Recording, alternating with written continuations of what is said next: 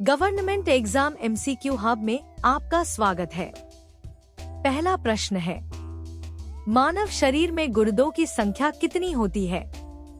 ए 1, B 2, सी 3, D 4।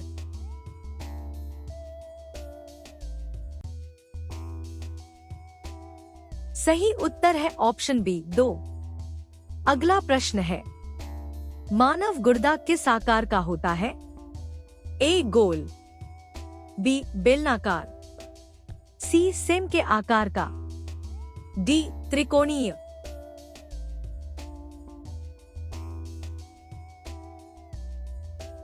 सही उत्तर है option C same के आकार का।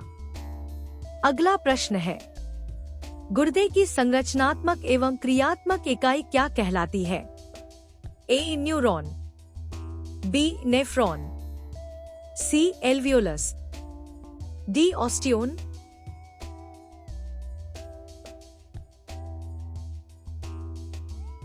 सही उत्तर है ऑप्शन बी नेफ्रॉन। अगला प्रश्न है, एक मानव गुर्दे में लगभग कितने नेफ्रॉन पाए जाते हैं?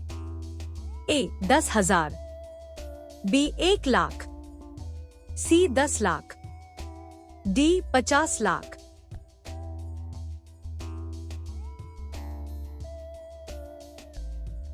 सही उत्तर है ऑप्शन सी 10 लाख। अगला प्रश्न है, गुर्दे का मुख्य कार्य क्या है? ए पाचन क्रिया, बी श्वसन क्रिया, सी रक्त का शुद्धिकरण, डी हार्मोन का अपघटन।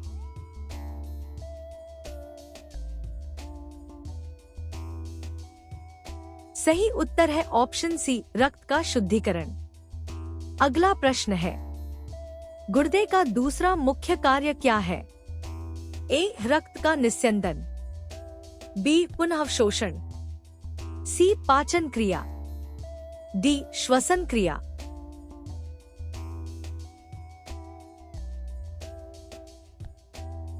सही उत्तर है ऑप्शन बी पुनःअवशोषण। अगला प्रश्न है, किडनी द्वारा बनाए गए हार्मोन का नाम क्या है जो आरबीसी को बढ़ाता है? ए इंसुलिन, बी एरिथ्रोपोइटिन, सी थायरोक्सिन, डी एड्रेनालाइन।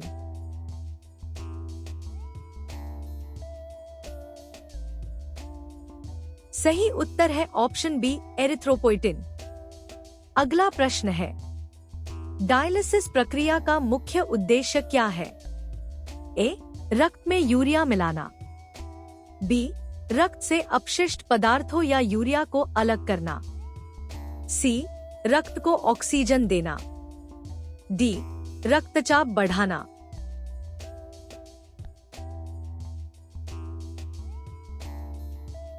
सही उत्तर है ऑप्शन बी रक्त से अपशिष्ट पदार्थों या यूरिया को अलग करना।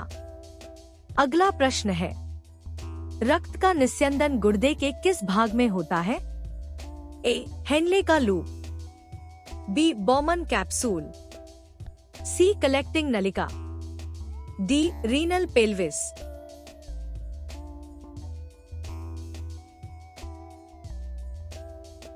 सही उत्तर है ऑप्शन बी बॉमन कैप्सूल। अगला प्रश्न है, बॉमन कैप्सूल के अंदर कौन सी संरचना पाई जाती है? ए हेनले का लूप, बी ग्लोमेरुलस, सी यूरेटर, डी मूत्राशय।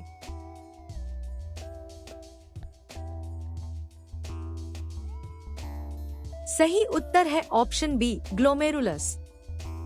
अगला प्रश्न है, ग्लोमेरुलस किस प्रक्रिया से जुड़ा है?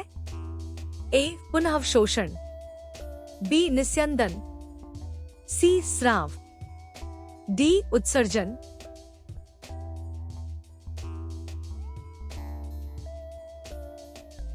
सही उत्तर है ऑप्शन बी निस्यंदन।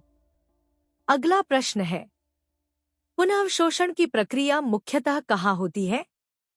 ए ग्लोमेरुलस, बी बॉमन कैप्सूल, सी नेफ्रॉन नलिकाएं, डी मूत्राशय।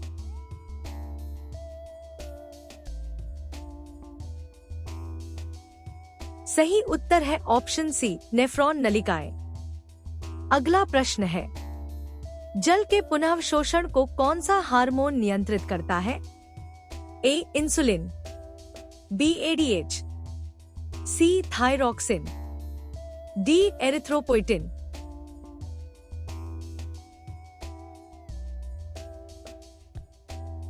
सही उत्तर है ऑप्शन बी, एडीएच। अगला प्रश्न है, गुर्दे द्वारा स्रावित हार्मोन कौन सा है? ए इंसुलिन, बी एरिथ्रोपोइटिन, सी एड्रेनालिन, डी थायरॉक्सिन।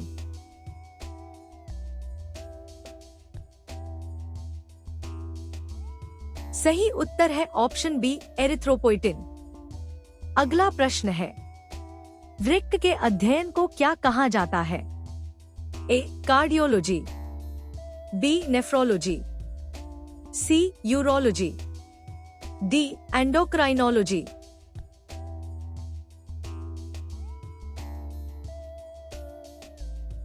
सही उत्तर है ऑप्शन बी, नेफ्रोलॉजी। अगला प्रश्न है, सबसे अधिक यूरिया का संचय कहाँ होता है? ए यकृत, बी फेफड़े, सी वृक्क, डी आमाशय।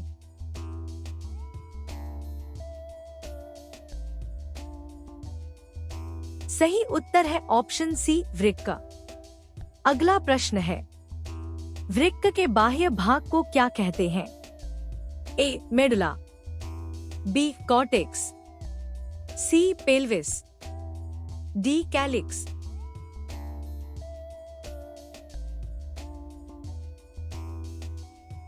सही उत्तर है ऑप्शन बी, कॉर्टेक्स। अगला प्रश्न है, वृक्क के आंतरिक भाग को क्या कहते हैं? ए कॉर्टेक्स, बी मेडुला, सी पेल्विस, डी कैलिक्स।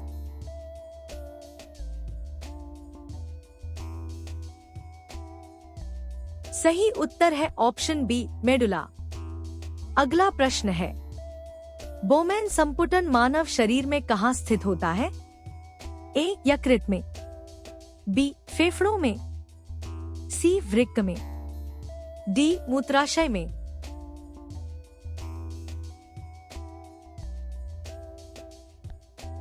सही उत्तर है ऑप्शन सी, वृक्क में।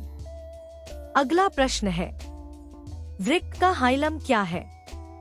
ए वृक्क का बाहरी आवरण, बी वृक्क का भीतरी भाग, सी रक्तवाहिकाओं व मूत्रवाहिनी के प्रवेश निर्गमन का स्थान, डी नेफ्रॉन की संरचना।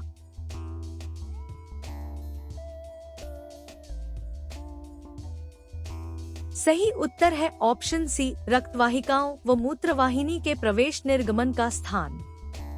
अगला प्रश्न है, ऐसे ही और MCQs के लिए वीडियो को लाइक करें, शेयर करें, चैनल को सब्सक्राइब करें और बेल आइकन प्रेस करना न भूलें।